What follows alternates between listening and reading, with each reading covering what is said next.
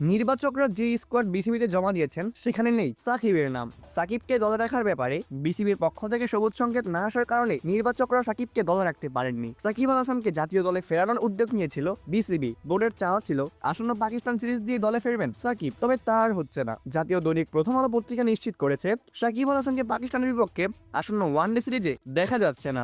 নির্বাচকরা যে স্কোয়াড জমা দিয়েছে বিসিবিতে সেখানে নেই সাকিবের নাম। সরকার পরিবর্তন হওয়ার পর থেকে দেশে আসেননি সাকিব। পরবর্তীতে তার নামে করা হয়েছে একাধিক মামলা, যেখানে আছে মামলাও। সাকিবের সেসব মামলা সুরাহা করেই তাকে জাতীয় দলে ফেরানোর উদ্যোগ নিয়েছে বিসিবি। সাকিবের আইনজীবীদের কাছ থেকে মামলার ফাইল গ্রহণ করে তা যুব ও ক্রীড়া মন্ত্রণালয়ের দৌড়কে পৌঁছে দেওয়া হয়েছে। নবনির্বাচিত সরকারও ক্রিকেটার সাকিব আল হাসানকে দলে ফেরাতে ইচ্ছুক, তবে শর্ত হচ্ছে নিজেকে আগে নির্দোষ প্রমাণ করতে হবে। সেই প্রক্রিয়া এখন চালু আছে। সূত্রের বরাত দিয়ে প্রথম আলো জানিয়েছে দেশে ফিরলে সাকিব বিসিবির ফিজিও ট্রেনারদের সঙ্গে ফিটনেস নিয়ে কাজ করবেন। প্রায় 1.5 বছর দলে না থাকা সাকিবের পারফরমেন্সও ঘরোয়া ক্রিকেটে পরখ করতে চাইবে নির্বাচক কমিটি।